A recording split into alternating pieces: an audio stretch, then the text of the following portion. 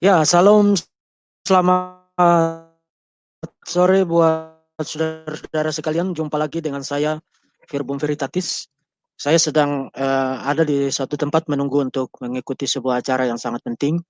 Tapi saya berpikir saya sambil menunggu saya bisa membuat live secara singkat, membahas tentang isu yang akhir-akhir ini sangat sangat muncul ke permukaan, terutama oleh Nandar yang kegoblokannya lebih goblok dari keledai paling goblok di seluruh dunia, yang menggunakan isu ini untuk mempropagandakan mengenai iman Islamiknya. Nah, saya berharap suara saya jelas. Apakah suara saya jelas? Mohon konfirmasinya. Tes 1, 2, 3. Apakah suara saya jelas? Halo? Jelas ya? Oke, thank you. Nah, jadi saya menggunakan kesempatan ini untuk membahas tentang isu yang diangkat oleh Nandar, terutama eh, papirus istri Yesus.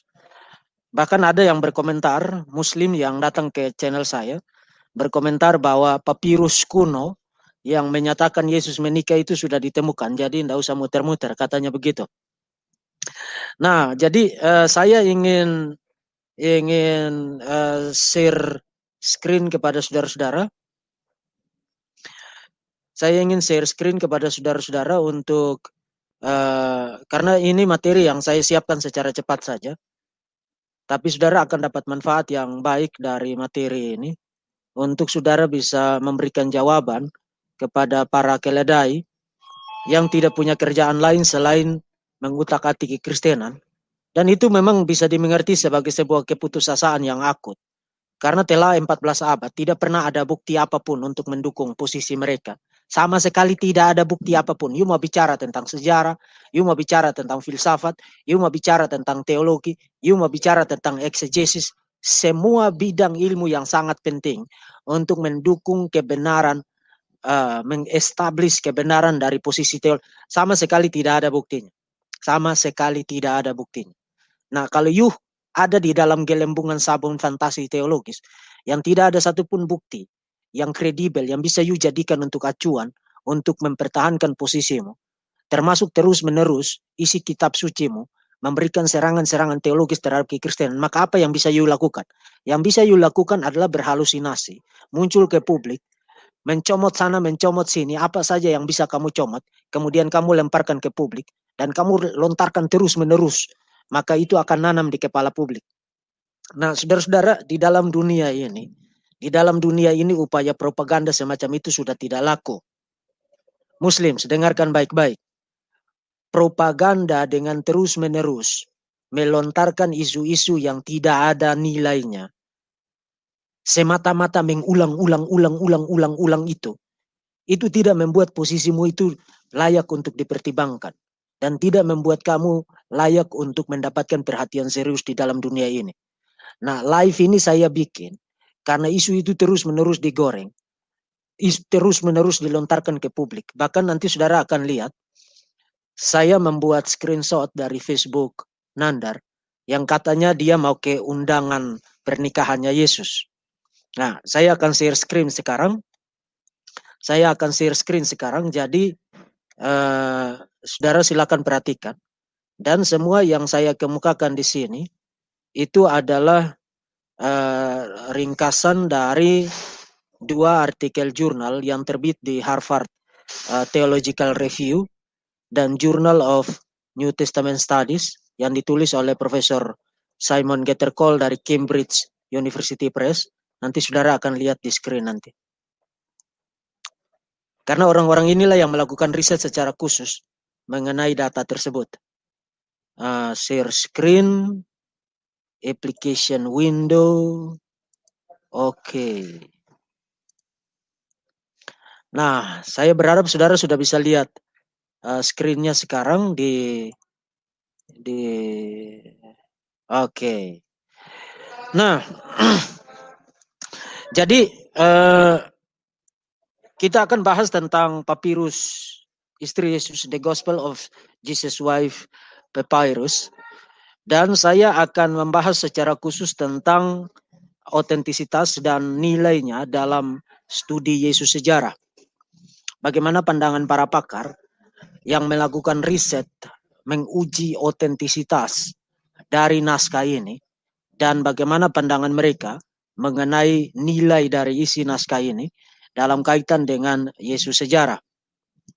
Nah, sekarang saudara perhatikan apa yang dikatakan oleh Nandar. Ini screenshot dari Facebooknya, saya berharap tampilannya jelas di screen. Aku belum keondangan atas pernikahan Yesus dan Maria Magdalena. Aku bingung harus ngisi amplop dengan nominal uang berapa. Ada usulan? Nah, itu kata-kata Nandar, itu screenshot dari Facebooknya. Jadi dia menerima undangan ke pernikahan Yesus dan dia bingung mau kasih uang berapa. Nah, ini adalah tipikal manusia goblok yang tidak ada nilainya sama sekali selain menjadi manusia sampah. Ini manusia sampah. Karena dia bahkan tidak ngerti apa-apa, tapi melontarkan ini ke publik dan bicara seakan-akan dia paham sesuatu. Padahal isi otaknya itu hanya sampah. Jadi itu adalah screenshot dari si goblok Nandar. Dan mari kita lihat tentang hasil riset mengenai papirus istri Yesus. Ini sekali lagi saya bikin secara cepat jadi tidak terlalu detail karena saya sambil menunggu untuk ada dalam sebuah acara. Papirus ini adalah sebuah fragmen yang ukurannya sekitar 4 cm tingginya dan lebarnya sekitar 8 cm. Jadi tidak terlalu besar. Dan ditulis dalam bahasa Koptik, tidak lengkap dan berlubang-lubang. Dan pada tanggal 8 September 2012 diumumkan dalam sebuah kongres, International Coptic Congress di Roma di Italia. Diumumkan secara resmi dan terutama yang bertanggung jawab adalah Harvard ya, khususnya Profesor Karen L. King. Dan Injil ini disebut atau dikasih nama The Gospel of Jesus Wife. Nah, sampai di sini saya ingin saudara paham tentang kenapa naskah ini dikasih nama The Gospel of Jesus Wife atau Injil istri Yesus. Pertama, disebut sebagai gospel itu bukan karena isinya sama atau setara dengan Injil-Injil kanonik yang ada di dalam Perjanjian Baru. Tapi disebut sebagai gospel karena fragmen ini mencerminkan tipe literatur atau jenis sastra, genre jenis literatur yang mulai sangat banyak diproduksi, mulai dari abad kedua sampai dengan abad-abad seterusnya. Itu sebabnya disebut dengan sebutan The Gospel. Kemudian dikasih nama The Gospel of Jesus Wife, Injil istri Yesus. Karena di salah satu line 4 dari naskah itu, ada perkataan Yesus di situ, my wife atau istriku. Maka dari line 4 itu mereka memberi nama kepada naskah ini The Gospel of Jesus Wife. Tapi saudara ingat, sebenarnya pemberian nama itu sendiri punya nilai propaganda. Mereka ingin supaya publik memberikan perhatian ekstra khusus terhadap naskah ini. Karena selama ini pandangan yang beredar luas di dunia adalah Yesus tidak punya istri. Jadi bayangkan kalau ada satu naskah yang disebut Injil istri Yesus, The Gospel of Jesus Wife, itu akan mendapatkan perhatian ekstra dari publik. Jadi sebenarnya pemberian nama itu sendiri punya nilai propaganda supaya publik memberi perhatian terhadap isi dari naskah ini. Nah, selanjutnya saudara perhatikan naskah ini tidak lengkap, jadi yang titik-titik kemudian dikasih tanda kurung kurawal itu karena naskahnya bolong-bolong. Naskahnya bolong-bolong. Itu adalah translation, terjemahan yang dikerjakan oleh Profesor Karen L. King dari Harvard. Dan saya quote dari artikel jurnalnya yang terbit tahun 2014 di Harvard Theological Review, volume 107 nomor 2, di halaman 133. Saudara bisa lihat di screen sekarang. Dan pada terjemahan berbahasa Inggris itu, nah ingat sekali lagi naskah ini ditulis dalam bahasa Koptik. Dalam terjemahan berbahasa Inggris itu, di line keempat dikatakan Jesus said to them, my wife, titik-titik. Artinya naskahnya berlubang dan itu tidak bisa direkonstruksi. Yesus berkata kepada mereka, istriku. Kemudian di line kelima, she is able to be my disciple. Dia dapat menjadi muridku. Nah, sebelum saya bahas tentang line 4, kalau saudara lihat secara sekilas isi dari naskah ini, sebenarnya isi dari naskah ini lebih mencerminkan polemik di kalangan gnostisisme, mulai dari akhir atau pertengahan abad kedua dan seterusnya, yaitu polemik bahwa apakah perempuan itu dapat menjadi murid Yesus atau tidak. Dan itu saudara bisa lihat polemik itu misalnya,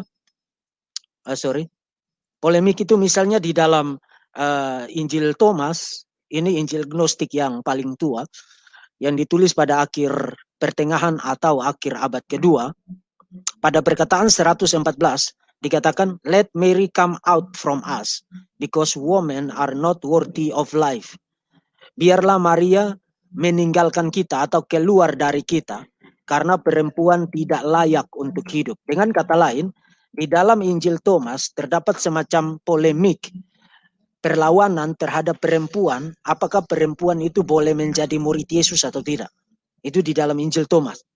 Nah, posisi itu kemudian dilawan oleh Injil Maria maupun Injil Filipus yang ditulis pada setelah Injil Thomas. Injil Maria itu akhir abad kedua dan Injil Filipus pada abad ketiga. Misalnya kalau saudara perhatikan di Injil Filipus perkataan 63 line 30 sampai dengan 64 sampai dengan 65, di dalam lain perkataan itu ada diskusi tentang status Maria. Di dalam perkataan 63 dikatakan bahwa Yesus mengasihi Maria lebih dari para murid lain. Kemudian mereka bertanya kepada Yesus, kenapa engkau mengasihi dia lebih dari kami semua? Kenapa engkau mengasihi dia lebih dari kami semua? Jadi ada semacam polemik yang diformulasi dalam bentuk dialog antara Yesus dan para muridnya. Nah, itu sekali lagi dialog fiktif ya. Dialog fiktif antara Yesus dan para muridnya mengenai status Maria. Karena saudara ingat di dalam Injil Thomas, pandangan yang establis adalah perempuan tidak layak untuk menjadi murid Yesus. Nah, polemik itu dijawab atau ditentang baik di dalam Injil Maria maupun di dalam Injil Filipus bahwa perempuan layak untuk menjadi murid Yesus. Alasannya adalah karena Yesus mengasihi Maria lebih dari para murid lain. Itu alasannya. Nah, yang menarik adalah kalau you membaca perkataan 63 dari Injil Filipus, para murid bertanya begini, mengapa engkau mengasihi Maria lebih dari kami semua? Nah, you pause dulu sampai di situ, kemudian you pikirkan. Kalau Maria adalah istri Yesus, masuk akal enggak para murid bertanya, mengapa engkau mengasihi dia lebih dari kami semua?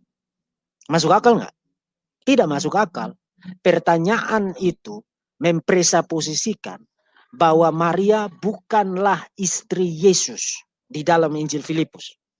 Karena kalau Maria istri Yesus di dalam Injil Filipus, itu Injil abad ketiga, maka mereka tidak lagi akan bertanya, mengapa engkau mengasihi dia lebih dari kami semua? Mengapa engkau mengasihi dia lebih dari kami semua? Jadi event dari dalam Injil Filipus yang digunakan oleh Dan Brown di dalam novel Gobloknya itu, digunakan oleh Dan Brown, event di dalam Injil Filipus tidak terbukti bahwa Maria adalah istri Yesus. Tidak terbukti.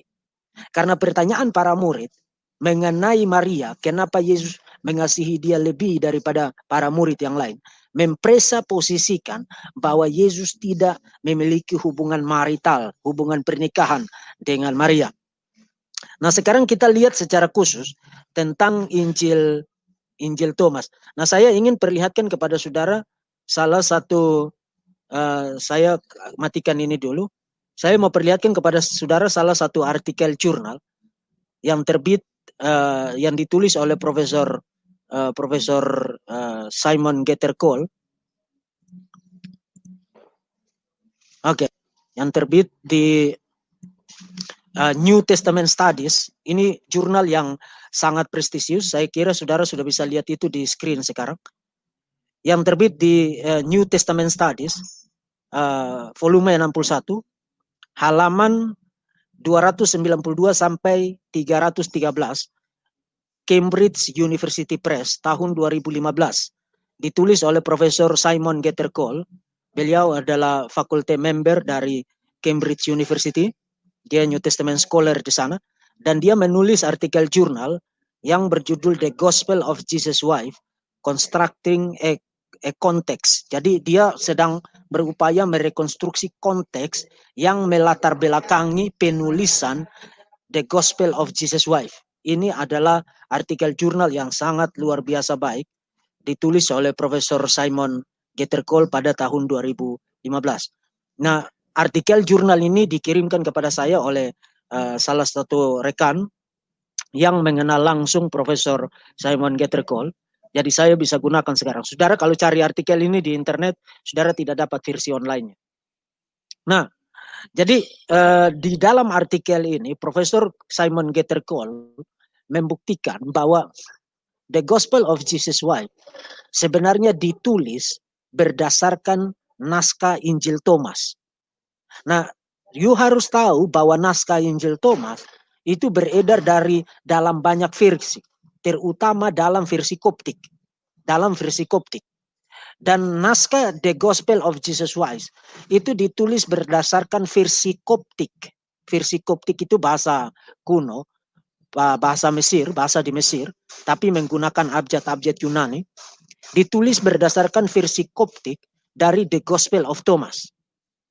Nah, sekarang you bikin perhitungkan matematikanya sekarang. Kalau The Gospel of Thomas ditulis pada pertengahan atau pada akhir abad kedua, maka kalau The Gospel of Jesus' Wife ditulis menggunakan naskah Koptik dari Injil Thomas, itu berarti The Gospel of Jesus' Wife itu jauh lebih belakangan lagi dibandingkan dengan Injil Thomas. Nah, ini penanggalan semacam ini you harus perhatikan. Karena ingat dalam studi sejarah itu penanggalan itu sangat penting. You tidak bisa membangun rekonstruksi mengenai Yesus menggunakan satu naskah yang ditulis ratusan tahun setelah Yesus. Itulah yang membedakan kekristenan dengan Islam. Hadis-hadis itu ditulis 200-300 tahun setelah Muhammad pun kalian akui sebagai otentik. Karena kalian tidak mengerti apa-apa tentang sejarah. Kekristenan tidak begitu. Untuk merekonstruksi mengenai Yesus itu siapa, naskah itu harus berasal dari periode yang sama dengan periode kehidupan Yesus. Jadi naskah The Gospel of Jesus' Wife ditulis berdasarkan naskah Koptik dari The Gospel of Thomas, Injil Thomas. Dan itu berarti dia berasal dari era yang jauh lebih belakangan dibandingkan dengan The Gospel of Thomas yang ditulis pada pertengahan atau akhir abad kedua. Itu dulu, sampai di situ dulu. Nah, sekarang mari kita lihat bagaimana para pakar menguji otentisitas naskah dan tulisan dari The Gospel of Jesus' Wife. Saya matikan ini dulu. Saya matikan screen share-nya dulu supaya saya kembalikan ke PowerPoint saya. Oke. Nah, ini adalah hasil uji karbon dating dari naskah The Gospel of Jesus' Wife. Dan naskahnya, papirusnya, ini kita belum bicara isinya ya. Jadi saudara harus membedakan antara papirusnya dengan isi yang ada di dalam papirus itu. Nah, kalau papirusnya sendiri, papirus yang digunakan untuk menulis isinya, papirusnya sendiri diberi penanggalan abad ke-7, terutama abad ke-7 atau abad ke-8. Bahkan mereka bikin rentangnya itu mulai dari abad ke-5 sampai dengan abad ke-9 Masehi. Jadi sekitar tahun 600 sampai dengan tahun 800-an Masehi. Abad ke-5 Ya, abad ke-5 tahun 400-an sampai dengan tahun 800-an. Abad ke-5 sampai dengan abad ke-9.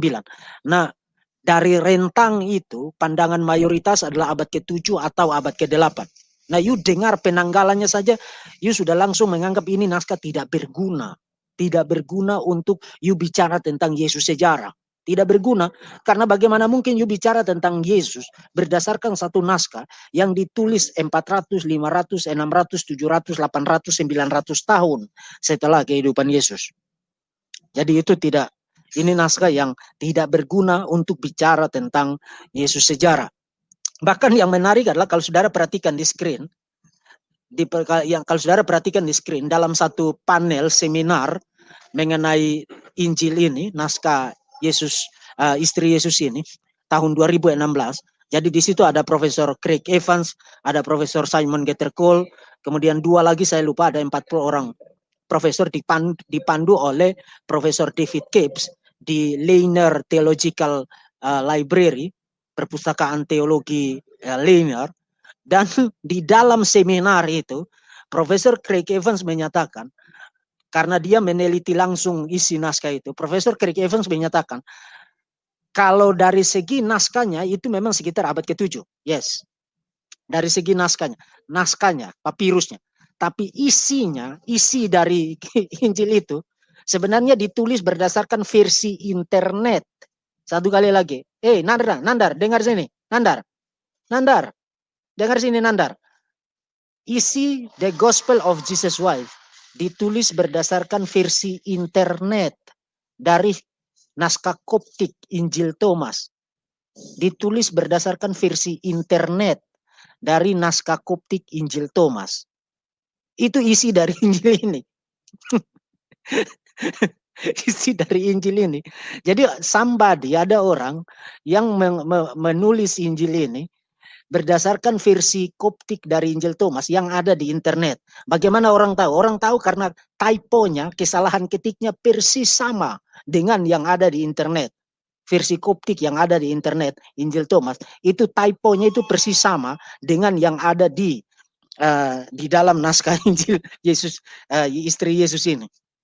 Dan itu sebabnya Profesor Simon Gattercole yang tadi saya perlihatkan tulisannya di screen tadi, yang di tulisan akademiknya, ilmiahnya diterbitkan di Jurnal New Testament Studies. Profesor Gattercole menyatakan naskah papirus itu memang kuno, sekitar abad ke-7, tetapi isinya yang menyatakan di situ my wife itu ditulis tidak kurang dari 10 tahun yang lalu. Nah, itu interview tahun 2016. Tahun 2016. Berarti Injil itu ditulis sekitar tahun 2006.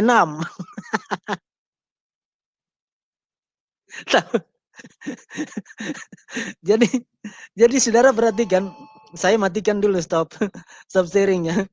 Jadi jadi saudara harus ingat, harus bedakan antara naskahnya, papirusnya dengan isinya. Nah, kalau papirusnya itu berasal dari sekitar abad ke-7, yes. Sekitar abad ke-7. Tapi isi tulisan yang di dalamnya itu ditulis berdasarkan versi internet dari naskah Koptik Injil Thomas, dan itu diproduksi tidak kurang dari 10 tahun yang lalu.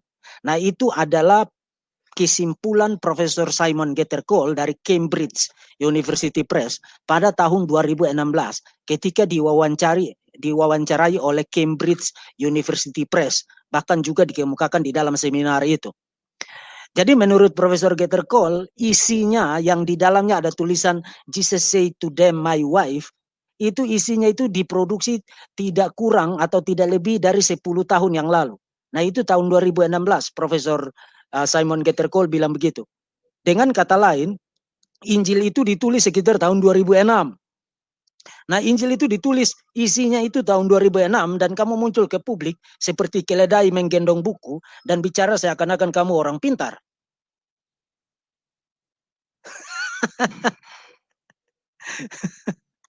jadi itu Injil isinya ditulis 10 tahun yang lalu, sekitar tahun 2006.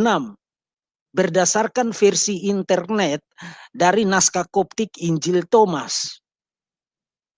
Itu kesimpulan dari para pakar yang melakukan studi mengenai isi dari The Gospel of Jesus Wife. Jadi papirusnya itu memang kuno, sekitar abad ke-5, abad ke-6, abad ke-7. Jadi range-nya mulai dari abad ke-5 sampai dengan abad ke-9.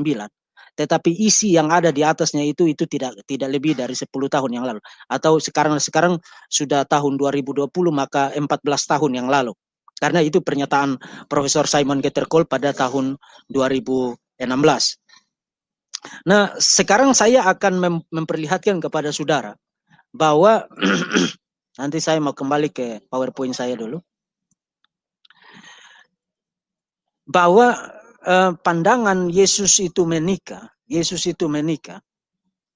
itu tidak mendapatkan dukungan sama sekali dari naskah-naskah otentik sejarah abad pertama. Sebaliknya naskah-naskah itu justru mengindikasikan bahwa Yesus memang tidak menikah, dan itu bisa dibuktikan berdasarkan lontaran-lontaran di dalam Perjanjian Baru. Saya akan perlihatkan kepada saudara beberapa di antaranya. Misalnya kalau saudara baca di dalam Markus pasal 3 ayat 31 sampai dengan 35. Lalu datanglah ibu dan saudara-saudara Yesus, sementara mereka berdiri di luar, mereka menyuruh orang memanggil dia. Ada orang banyak duduk mengelilingi dia. Mereka berkata kepadanya, lihatlah ibu dan saudara-saudaramu ada di luar dan berusaha menemui engkau. Jawab Yesus kepada mereka, siapakah ibuku dan siapakah saudara-saudaraku?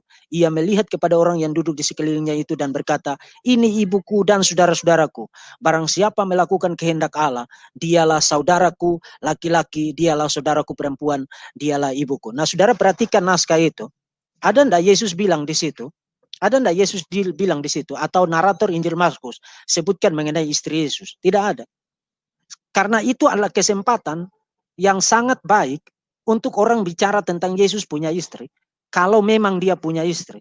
Siapakah ibuku? Siapakah saudara-saudaraku? Yesus tidak bilang, siapakah ibuku? Siapakah istriku? Siapakah saudara-saudaraku? Saudara perhatikan, sudah nangkap logiknya sekarang? Narasi itu mengindikasikan Yesus memang tidak punya istri saat dia melayani di Palestina pada abad pertama. Kita lihat lagi satu teks yang lain. Ini Markus pasal 6 ayat 2 sampai 4. Pada hari Sabat ia mulai mengajar di rumah ibadat, dan jemaat yang besar takjub ketika mendengar dia, dan mereka berkata, dari mana diperolehnya semuanya itu? Hikmat apa pula yang diberikan kepadanya, dan mujizat-mujizat yang demikian bagaimana dapat diadakan oleh tangannya? Bukankah ia ini anak tukang kayu, anak Maria, saudara Yakobus, Yoses, Yudas, dan Simon? Dan bukankah saudaranya perempuan ada bersama-sama dengan kita? Lalu mereka kecewa dan menolak dia. Nah, saudara perhatikan di sini, orang-orang sekampung Yesus waktu menolak Yesus, mereka berupaya bicara tentang semua orang yang ada di sekitarnya. Kita kenal kok, kita kenal papa mamanya, kita kenal ibunya, kita kenal saudara laki-lakinya, Yakobus, Yoses, Yudas, dan Simon, kita kenal saudara perempuannya. Tapi yang menarik adalah mereka tidak sebut tentang kami kenal siapa istrinya. Tidak ada disebutkan di situ. Jadi ini mengindikasikan, sekali lagi mengindikasikan bahwa Yesus tidak punya istri semasa dia hidup dan melayani. Satu teks lagi. Ini Lukas pasal 14 ayat 26 sampai 27. Jika seorang datang kepadaku dan ia tidak membenci bapaknya, ibunya, istrinya, anak-anaknya, saudaranya laki-laki dan perempuan, bahkan nyawanya sendiri, ia tidak dapat menjadi muridku. Barang siapa tidak memikul salibnya dan mengikut aku, ia tidak dapat menjadi muridku. Nah, poinnya itu begini. Di sini Yesus sedang menuntut ketaatan mutlak dan dedikasi mutlak, loyalitas mutlak. Artinya loyalitas terhadap dia itu harus melebihi relasi atau ikatan manapun yang ada di dalam dunia ini. Ikatan kekeluargaan, ikatan orang tua anak, ikatan suami istri, dan seterusnya. Itu loyalitas terhadap Yesus harus lebih daripada itu. Nah, dengan kata lain, orang harus mendedikasikan hidupnya sepenuhnya untuk ketaatan dan loyalitas kepada Yesus. Dan bahkan tuntutan itu menjadi masuk akal, karena pada masa itu, you kalau loyal sepenuhnya kepada Yesus, you harus siap-siap kapan saja you mati. Nah, tuntutan akan loyalitas yang demikian akan menjadi tidak masuk akal untuk Yesus ngomong kalau dia sendiri punya istri. Karena dia sendiri tidak memberikan seluruh hidupnya untuk pekerjaan Tuhan. Karena dia harus membagi perhatian dengan istrinya, dengan keluarganya, dengan anak-anaknya. Dalam status tidak beristri itulah Yesus ada pada posisi terbaik untuk mengatakan pengajaran-pengajaran semacam ini. Jadi itu poinnya. Satu lagi teks yang lain saya perlihatkan kepada saudara. Ini dari 1 Korintus. 1 Korintus pasal 9 ayat 5. Tidakkah kami mempunyai hak untuk membawa seorang istri Kristen? Ini Paulus yang bicara. Dalam perjalanan seperti yang dilakukan rasul-rasul lain dan saudara-saudara Tuhan dan Kefas. Nah, yang menarik dari teks ini adalah Paulus sedang bicara tentang hak kerasulannya. Paulus bilang, sama seperti para rasul yang lain, kami juga berhak untuk punya istri, tapi demi dedikasi untuk pekerjaan Tuhan, itu tidak kami lakukan. Dengan kata lain, Paulus tidak menikah. Apakah dia dulu pernah menikah atau tidak pernah menikah sebelumnya, itu bukan penting di sini. Tapi poinnya adalah pada saat dia menulis ini, dia tidak punya istri. Dia tidak punya istri. Nah, kata-kata Paulus itu hanya menjadi masuk akal. Hanya menjadi masuk akal.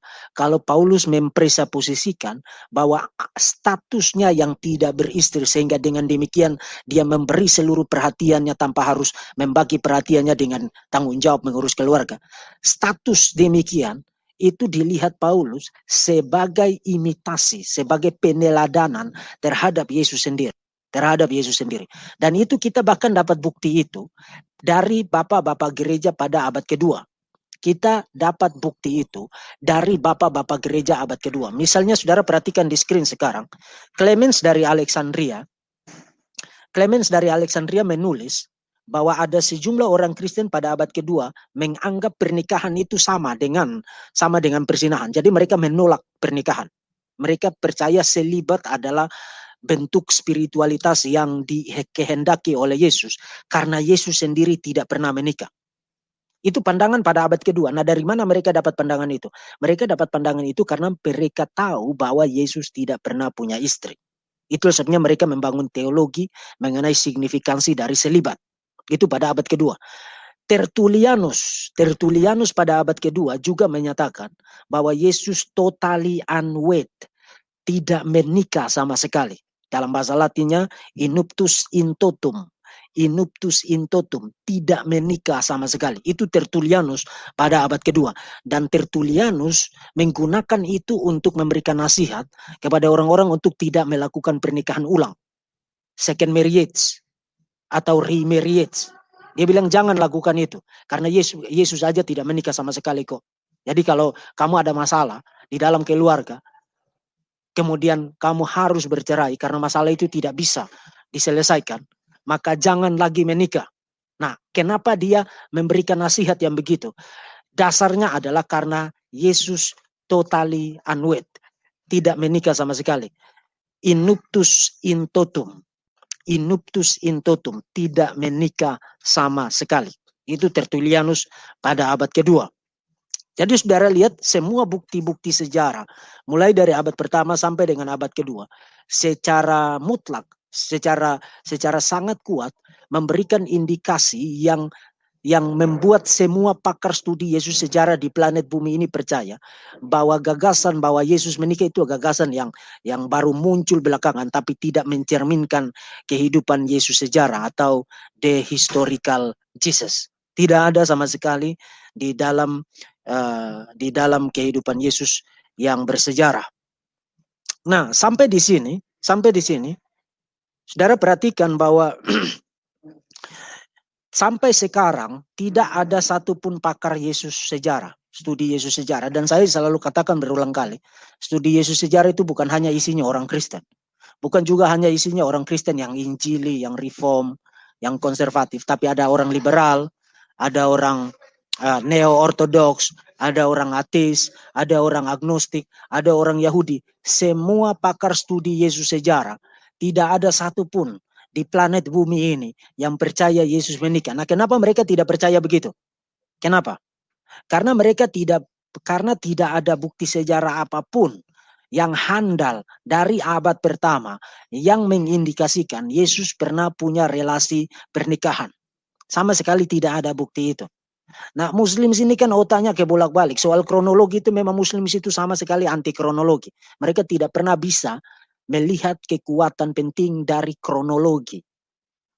Jadi penanggalan itu tidak penting di otaknya Muslim. Yang penting isinya cocok dengan yang mereka mau. Oh, mereka akan blow up itu. Muslims, goblok. Di dalam dunia ini, kalau kamu mau dihargai oleh orang, perhatikan kronologi. Perhatikan kronologi. Tidak ada satupun dokumen sejarah abad pertama yang menyatakan, memberikan kesaksian bahwa Yesus memiliki relasi pernikahan. Sama sekali tidak ada. Sama sekali tidak ada. Kemudian yang kedua, semua dokumen yang handal sejarah historis tidak memberikan indikasi apapun mengenai Yesus memiliki istri. Sebaliknya ajaran-ajaran Yesus justru mengindikasikan sebaliknya. Ajaran-ajaran Yesus yang tadi saya perlihatkan, lontaran-lontaran di dalam Perjanjian Baru, mengindikasikan bahwa Yesus harus tidak punya istri pada masa hidupnya. Kemudian yang terakhir, upaya menggunakan The Gospel of Jesus Wife untuk mempopularkan gagasan bahwa Yesus menikah hanyalah upaya propaganda murahan yang lahir dari keputusasaan karena tidak mendapat celah apapun untuk menyerang kekristenan. Tidak ada celah apapun untuk menyerang kekristenan. Jadi daripada tidak dapat apa-apa, ya gunakan aja yang kayak beginian lah. Nah, tapi sebelum saya tutup, saya ingin perlihatkan satu kutipan. Saya ingin perlihatkan satu kutipan penting dari Profesor Karen L. King. Profesor Karen L. King. Nah, saya matikan dulu screen share ini. Saya matikan ini dulu. Karena saya ingin perlihatkan juga satu artikel jurnal dari Profesor Karen L. King. Sebentar. Application Windows.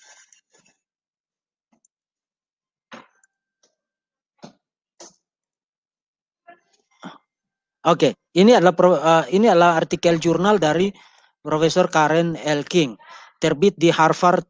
Saya tidak tahu saudara lihat nggak, Dik? Ya, di Harvard Theological Review.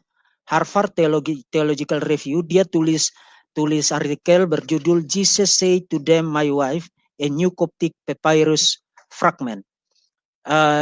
Artikel jurnal ini terbit tanggal 10 April tahun 2014, Harvard Theological Review. Nah, yang ingin saya perlihatkan kepada saudara adalah kesimpulan di bagian terakhir dari artikel jurnal ini. Saudara perhatikan. Apakah bisa kebaca di screen? Apakah bisa kebaca di screen atau saya besarin lagi? Nah, di bagian afterword itu, saudara perhatikan di situ. Ini adalah bagian paling akhir dari artikel jurnal ini. Pada Januari 2014 saya menyimpulkan artikel ini dengan menyatakan bahwa isi dari artikel ini bukanlah kata terakhir dari masalah ini. Sekarang adalah awal bulan Maret, saya menerima berita mengenai hasil dari uji carbon dating, radiokarbon dating, yang kedua mengenai material peninggalan kuno, The Gospel of Jesus Christ, GJW itu Gospel of Jesus Christ, yang memberikan penanggalan tahun 781 Masehi. Tahun 781 Masehi. Dengan kata lain, tahun 781 Masehi berarti abad ke-8. Jadi papirus itu menurut Profesor Karen L. King itu berasal dari abad ke-8. Itu uji tahap kedua dari papirus The Gospel of Jesus Wife. Nah, abad ke-8, 800 tahun dari kehidupan Yesus. Kamu gila untuk menjadikan papirus itu sebagai alat propaganda. Hei, Nandar, kamu gila untuk menjadikan papirus itu sebagai alat propaganda. Tahun 741, beda 800 tahun. Nah, mari kita kembali kepada naskah ini. Saya baca lanjutannya karena ada poin penting yang saya ingin kasih tahu di sini. Penanggalan ini mengindikasikan, memperlihatkan sebuah pencarian baru kepada konteks dari fragmen yang bersirkulasi di Mesir pada periode Islamik. This date suggests a new line of inquiry into the context of the fragment circulations in Egypt of the Islamic period. In the Islamic period, mengingat lontaran Quran mengenai Yesus sebagai anak Maria, the son of Mary, dan pandangannya bahwa para nabi, diantaranya Yesus diikut sertakan, biasanya menikah, meskipun Quran sendiri tidak menyatakan secara spesifik bahwa Yesus pernah menikah. Saudara perhatikan kata-kata itu. Itu adalah kalimat terakhir dari artikel jurnal Profesor Karen L. King di Harvard Theological Review. Jesus said to them, my wife, a new Coptic papyrus fragment. Nah, sekarang poinnya itu begini. Poinnya itu begini. Dalam kaitan dengan propaganda Nandar.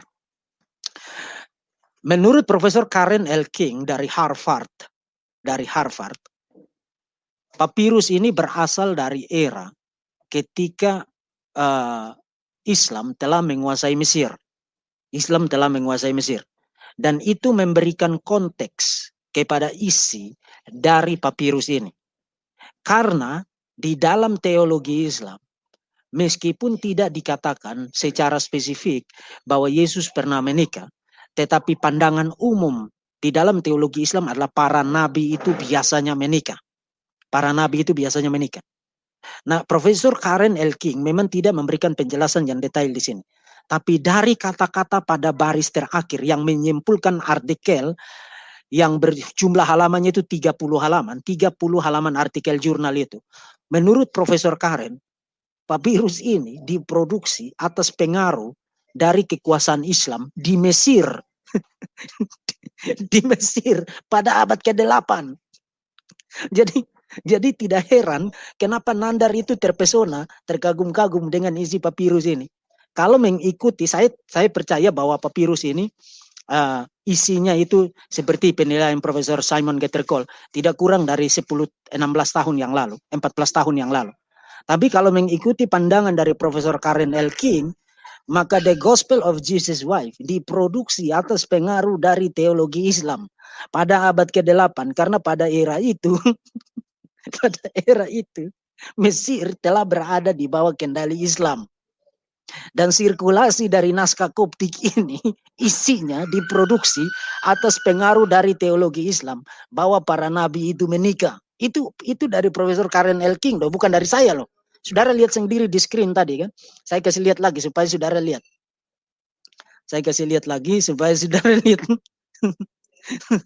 Jadi sekarang saudara tahu kenapa Nanda terobsesi dengan The Gospel of Jesus' Wife. Ini saya kasih lihat lagi supaya saudara jangan nuduh saya ngarang ya. Ini adalah kalimat terakhir, ini ada halaman terakhir, 30 halaman artikel jurnal ini. Dan di paragraf terakhir, kalimat terakhirnya dia bilang begini. This date suggests a new line of inquiry into the context of the fragments circulation in Egypt of the Islamic period, given the Quran's designation of Jesus as son of Mary, and its view that prophets, among whom Jesus is numbered, were usually married, although the Quran does not state specifically that Jesus was married. Itu kata-kata dari Karen L. King. Saya kasih highlight supaya saudara lihat.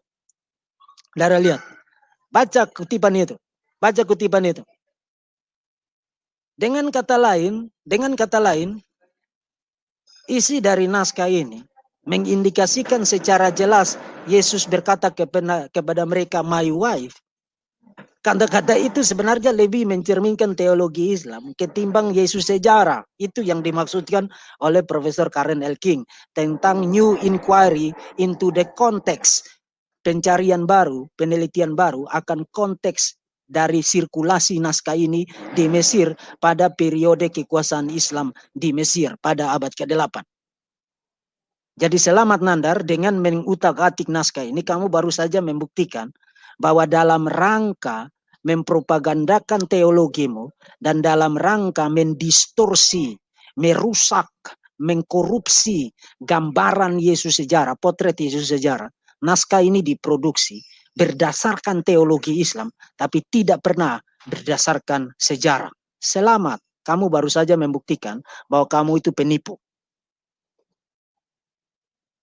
Oke, saya kira saya sampai di sini karena sebentar lagi saya akan ada acara. Ini sudah hampir jam 6. Saya mau lihat beberapa komentar. Kalau ada yang penting saya jawab, saya akan jawab.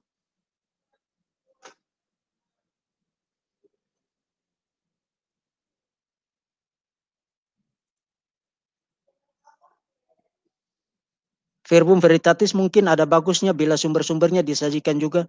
Lah sumber-sumbernya tadi saya udah perlihatkan di screen kok, mau disajikan untuk apa lagi? Kalian selalu tidak puas dengan apa yang kalian lihat begitu. Lihat aja kan saya sajikan semua sumbernya.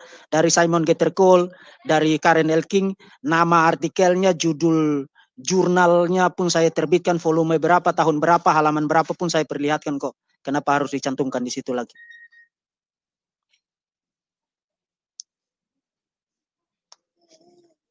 Oke, saya mau lihat apa namanya komentar. Kenapa Dr. Deking Gadas mau bahas pendapat ide si Ustadz Nandar? Apakah ini tidak menurunkan derajat doktoral? Ustadz Nandar berhasil? No, dia tidak berhasil membodohi. Yang saya pikirkan bukan saya, tapi yang saya pikirkan adalah kamu.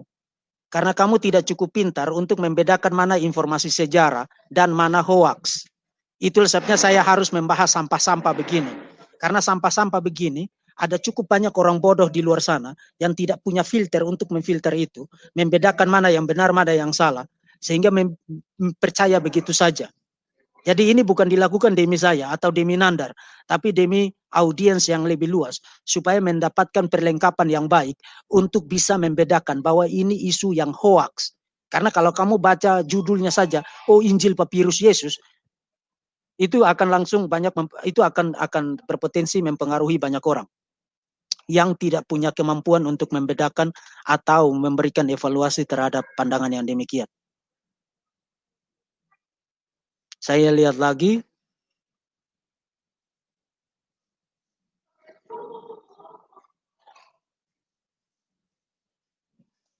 Saya kira sudah tidak ada pertanyaan yang ada. Kalau ada pertanyaan silakan dicantumkan di kolom komentar, saya akan jawab terkait dengan itu. Kalau ada pertanyaan silakan cantumkan di kolom komentar, saya akan jawab.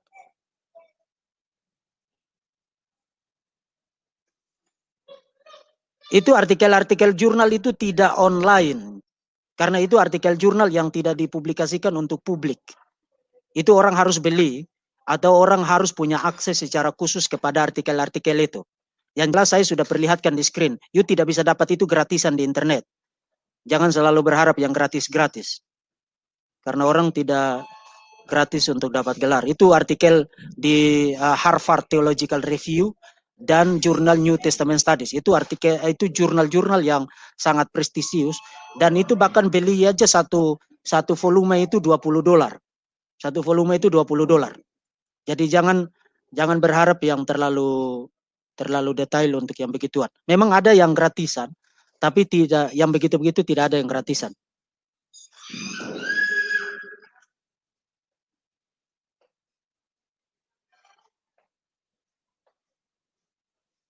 Ada lagi yang mau bertanya tentang itu supaya saudara jangan apa namanya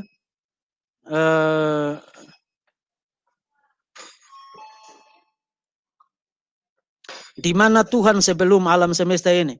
Nah, Agustinus pernah ditanya pertanyaan model beginian, dan Agustinus bilang, sebelum alam semesta ini diciptakan, Tuhan menciptakan satu tongkat untuk ketok kepala orang yang bertanya begitu.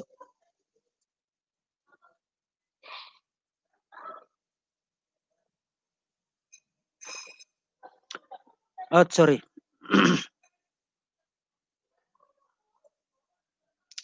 Info itu yang susah kita dapat. Ya, betul. Susah. Karena itu orang harus punya akses kepada jurnal-jurnal itu, kenal editornya, kenal para pengurusnya, apalagi Harvard, apalagi Cambridge, itu tidak gampang untuk didapat. Itu sebabnya orang harus sekolah, orang harus punya akses ke itu.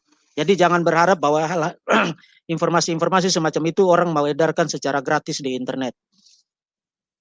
Itu tidak didapatkan secara gratis.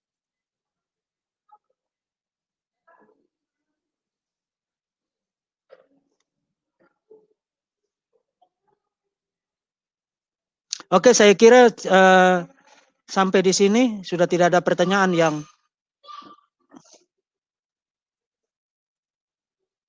mau nanya kapan Mamat dibangkitkan dan diangkat ke surga. Tidak, dia tidak bangkit dan tidak diangkat ke surga. Tapi Isa langsung diangkat ke surga. Oke, saya kira sampai di sini Tuhan Yesus memberkati saudara-saudara sekalian. Mohon bagikan link video ini kepada sebanyak mungkin orang supaya propaganda nandar bisa dicekal, karena kita tahu bahwa mungkin banyak di antara saudara-saudara tidak terlalu percaya dengan propaganda itu. Tapi kita juga harus ingat bahwa ada banyak orang Kristen yang tidak cukup baik untuk punya informasi yang cukup dan tidak cukup mampu membedakan mana yang benar dan salah. Sehingga kalau dapat informasi begitu mereka bisa terpengaruh.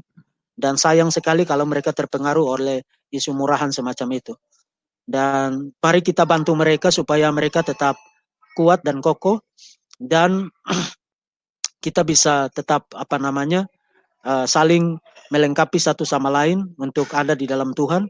Dan mari saling doakan, tolong tetap dukung channel Verbum Veritatis dan dukung pelayanan Verbum Veritatis, dan doakan supaya saya tetap sehat, tetap punya waktu yang cukup untuk bisa melayani saudara-saudara sekalian melalui pelayanan apologetik di channel ini. Tuhan Yesus memberkati saudara-saudara sekalian.